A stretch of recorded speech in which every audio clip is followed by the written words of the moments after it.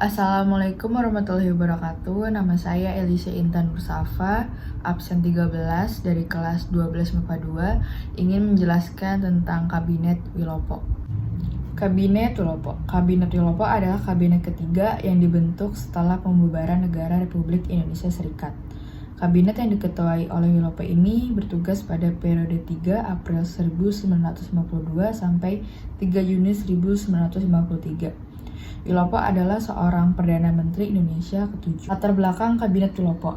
Terbentuknya Kabinet Wilopo ini didasari dengan bubarnya Kabinet Sukiman Suwiryo dan terjerat kasus MSA pada tanggal 1 Maret 1952. Soekarno menunjuk Sidik Jojo Soekarto dari Partai PNI dan Praworto Manukasmito dari Partai Masyumi untuk menjadi formatur kabinet. Soekarno berharap ditunjuknya kedua tokoh politik ini dapat membangun kabinet yang kuat serta mendapat dukungan yang cukup dari parlemen. Namun keinginan Soekarno ini tidak dapat terpenuhi.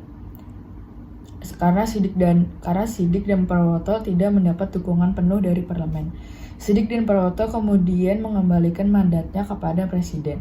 Pada 19 Maret 1952, Soekarno akhirnya menunjuk Wilopo sebagai formatur kabinet yang baru.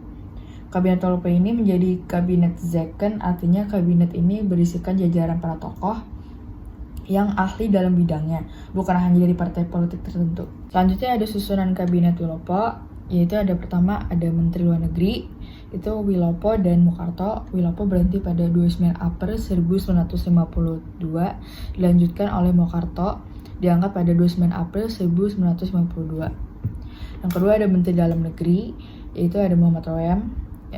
Yang ketiga ada Menteri Pertahanan oleh Sri Sultan Hamengkubuwono IX, berhenti pada 2 Juni 1953 dan Wilopo diangkat pada 2 Juni 1953.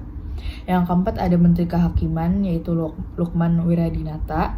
Yang kelima ada Menteri Penerangan oleh Arnold Mononutu. Yang keenam ada Menteri Keuangan oleh Sumitro Jojo Hadikusumo.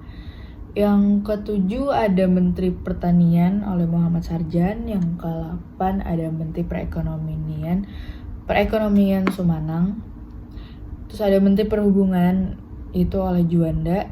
Menteri Pekerjaan Umum dan Tenaga oleh Soeharto. Menteri Perburuhan Iskandar Teja Sukmana. Terus ada Menteri Sosial oleh Anwar Djokroaminoto, berhenti pada 9 Mei 1953. Dan Panji Suroso diangkat pada 9 Mei 1953. Yang ke-13 ada Menteri Pendidikan Kebudayaan oleh Bahdar Johan. Terus yang ke-14 ada Menteri Agama oleh Fakih Usman. Selanjutnya ada Menteri Kesehatan oleh J. Leimena. Terus itu ada Menteri Urusan Pegawai oleh Panji Suroso. Terus berhenti pada 11 Mei 1953. Program kerja Kabinet Wilopo itu ada pada masa Kabinet Wilopo itu ada 6 program kerja. Yang pertama ada organisasi negara. Organisasi negara itu melakukan pemilihan umum untuk konstituante dan dewan-dewan daerah. Terus menyelesaikan penyelenggaraan dan mengisi otonomi daerah. Terus itu menyederhanakan organisasi pemerintah pusat. Yang kedua ada kemakmuran.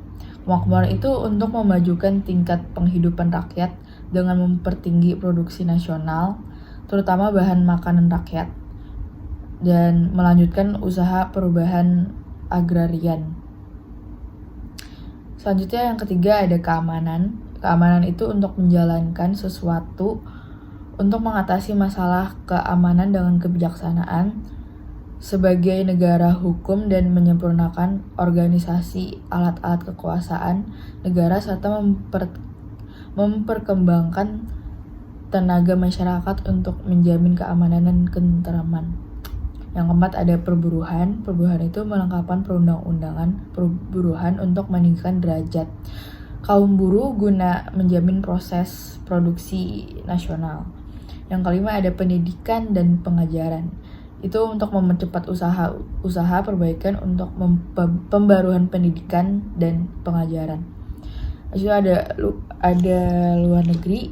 Yang keenam, luar negeri itu untuk mengisi politik luar negeri yang bebas dengan aktivitas yang sesuai dengan kewajiban kita. dalam kekeluargaan bangsa-bangsa dan dengan kepentingan nasional menuju perdamaian dunia. Selanjutnya habis itu bisa menyelesaikan penyelenggaraan perhubungan Indonesia-Nederland atas dasar Unistatute menjadi hubungan berdasarkan perjanjian internasional biasa yang menghilangkan hasil-hasil KMB yang merugikan rakyat dan negara, dan meneruskan perjuangan memasukkan Irian Barat dalam wilayah Indonesia secepatnya. Selanjutnya ada jatuhnya Kabinet Wilopo. Jatuhnya Kabinet Wilopo itu sayangnya hanya bisa berlangsung selama 1 tahun. Semasa Kabinet Wilopo ini berlangsung, muncullah berbagai gerakan separatisme yang kemudian mengganggu stabilitas pemerintahan. Kabinet Wilopo ini jatuh karena dianggap bersalah terhadap penyelesaian persoalan tanah perkebunan di Sumatera Utara, peristiwa Tanjung Morawa milik modal asing. Peristiwa di Tanjung Morawa ini terjadi karena pemerintahan telah menyerahkan kembali tanah Delhi Planters Vereeniging atau DVP yang sudah lama ditinggalkan oleh pemiliknya. Penyerahan ini pun berlangsung pada masa Kabinet Wilopo. Saat itu polisi dikerahkan untuk mengusir para petani yang menggarap DVP tanpa izin. Peristiwa ini kemudian memakan 5 korban jiwa. Parlemen serta pers bereaksi keras pada peristiwa ini. Akibatnya pada 2 Juni 1953, Wilopo resmi mengembalikan mandatnya kepada Presiden Soekarno. Sekian dari saya, kurang lebihnya mohon maaf. Wassalamualaikum warahmatullahi wabarakatuh.